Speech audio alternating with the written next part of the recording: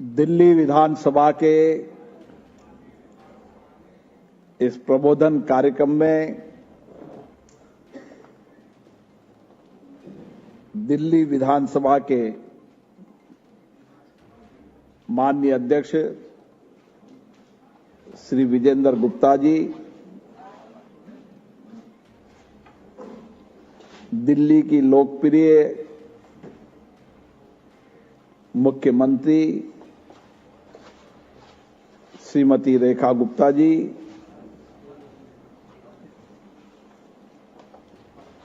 प्रतिपक्ष की नेता पूर्व मुख्यमंत्री आतिशी जी, विधानसभा के उपाध्यक्ष मोहन बिष्ट जी,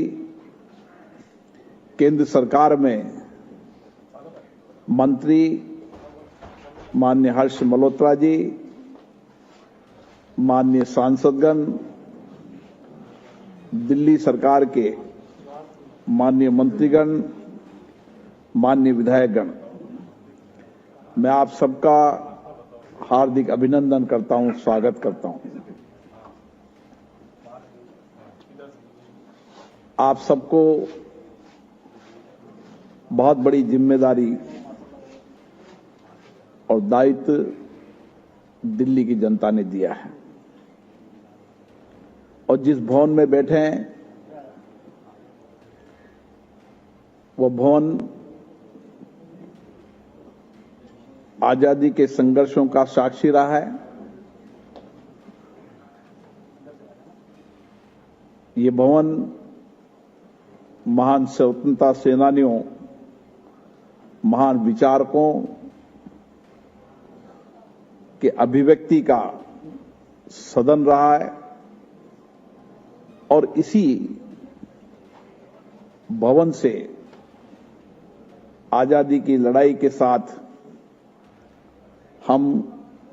लोकतांत्रिक प्रक्रिया को शुरू करने की शुरुआत की। इसलिए इस भवन का बहुत बड़ा महत्व है और आप सबको ये बहुत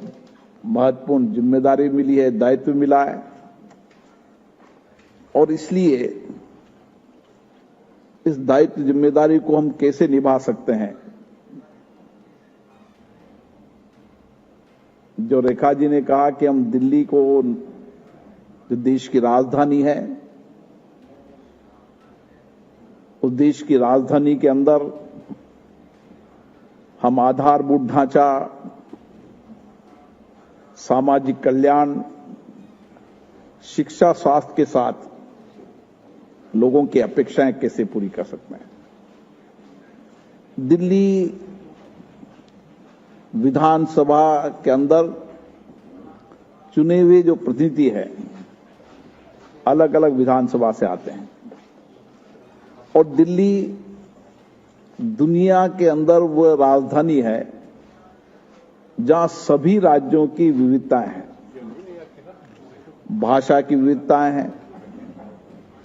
धर्म की विविधताएं हैं, अलग अलग कल्चर की विविधताएं हैं और इसीलिए एक मिनी भारत के रूप में दिल्ली क्षेत्र राजधानी है जहां अलग अलग प्रदेशों के लोग रहकर आते हैं, अपने रोजगार के लिए आते हैं, आर्थिक उपार्जन के लिए आते हैं। इसलिए हमारी बहुत बड़ी जिम्मेदारी बन जाती है कि हम उनकी अपेक्षाएं, उनकी आकांक्षाओं को कैसे पूरा करें और इसके साथ साथ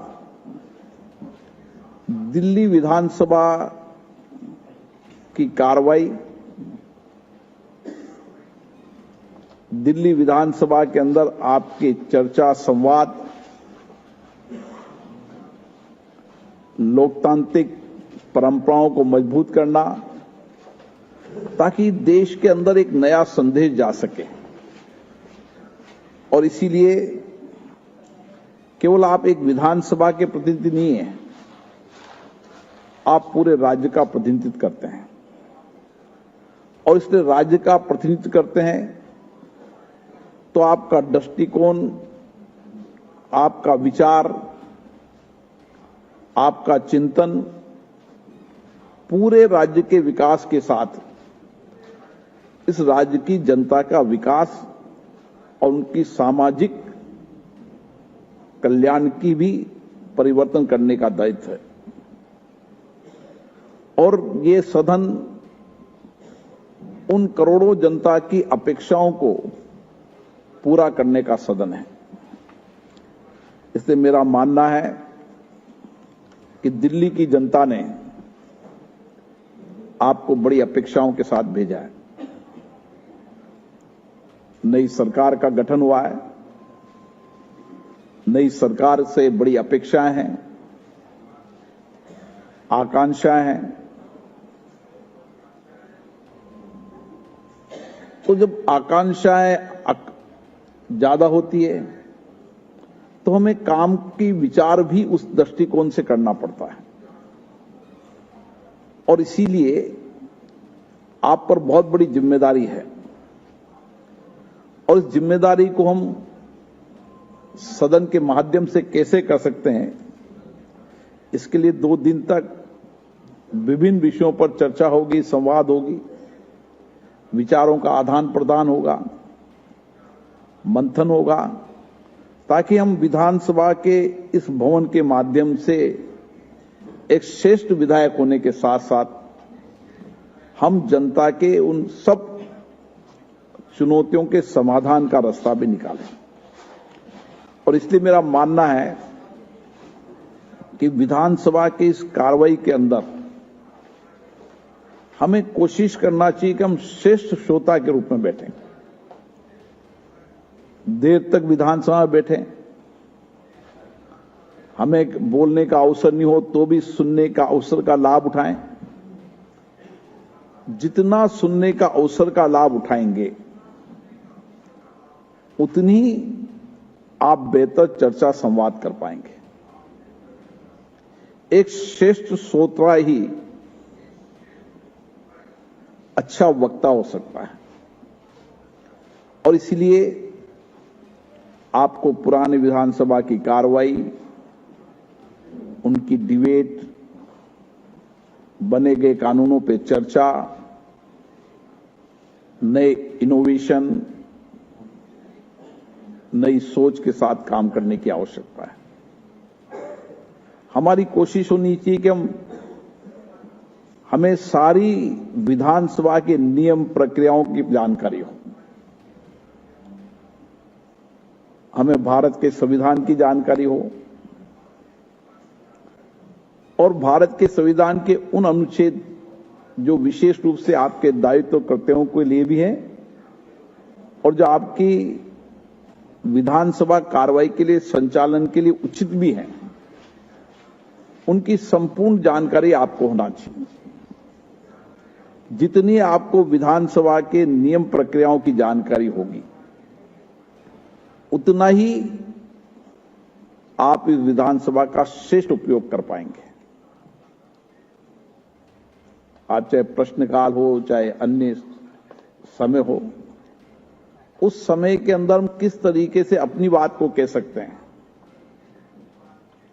सार्थक तर्क से कह सकते हैं, चर्चा से कह सकते हैं, हमारी भाषा, हमारा विचार, हमारा दृष्टिकोण व्यापक दिखे। और इसी विधानसभा के इसी कक्ष से आप दिल्ली के श्रेष्ठ नेता बन सकते हैं। और इसलिए प्रयास करना चाहिए कि हमारी भाषा संसदीय हो, हमारा विधानसभा व्यवहार संसदीय हो, हम तर्क से अपनी बात को रखें, हम मुद्दों पर चर्चा करें। और इसीलिए आपको जितने पूरी विधानसभा की डिबेट हैं, आने वाले समय में विजेंद्र जी उस सबको डिजिटाइजेशन कर देंगे, तो सब्जेक्ट से, विषय से आपको सब यहां पर मिल जाएगी। लोकसभा सचिवालय भी इसके लिए सहयोग करेगा। और मेरा ये मानना है कि आपकी कार्यदक्षता, आपकी कुशलता, आपकी क्षमता, इसके लिए प्रबोधन कार्यक्रम भी एक महत्वपूर्ण होते हैं। और इसके साथ बदलती परिस्थितियों के अंदर आप टेक्नोलॉजी का उपयोग करें, आप आर्टिफिशियल इंटेलिजेंस का उपयोग करें। जितना अधिक हम टेक्नोलॉजी का उपयोग करेंगे उतना ही बेहतर संवाद कर पाएंगे। इसलिए हमें प्रयास करना चाहिए कि हम टेक्नोलॉजी का उपयोग करें और उसी के साथ जब विधेयक पर चर्चा हो, दिल्ली के महत्वपूर्ण मुद्दों पर चर्चा हो, तो हमें लेजिस्लेटिव ड्राफ्टिंग का भी अनुभव होना चाहिए। लेजिस्लेटिव ड्राफ्टिंग का जिनका अनुभव होगा वो विधेयक पर गंभीर चर्चा कर पाएंगे, क्योंकि कई बार जब विधेयक लाते हैं तो विधेयकों में लेजिस्लेटिव ड्राफ्टिंग की कमी होती है और जो विधायक इसमें दक्षता हासिल कर लेगा वह राज्य के हित में भी काम करेगा और सरकार को भी सहयोग करेगा, विधानसभा को भी सहयोग करेगा। इसलिए लेजिस्लेटिव ड्राफ्टिंग के साथ विधि निर्माण में आपकी महत्वपूर्ण भूमिका होना चाहिए। आपकी कार्य क्षमता, दक्षता कैसे बढ़े, इसके लिए भी समय समय पर मंथन चर्चा करना चाहिए और हमें कोशिश करना चाहिए जितने साधन उपलब्ध हैं विधायी, उन विधायी साधनों का कैसे उपयोग कर सकते हैं उसकी भी दक्षता हासिल करना चाहिए। मैं देखता हूं संसद के अंदर, विधानसभाओं के अंदर जो विधायी नियम प्रक्रियाओं की दक्षता हासिल कर लेता है वह अवसरों को खोज लेता है और वह अपनी बात सदन के पटल पर रख देता है। इसलिए इसका भी कोशिश करना चाहिए और जितनी आपकी दक्षता इन सब चीजों में हासिल होगी उतनी ही आप कार्यपालिका पे जवाबदेही तय कर पाएंगे। एक श्रेष्ठ विधायक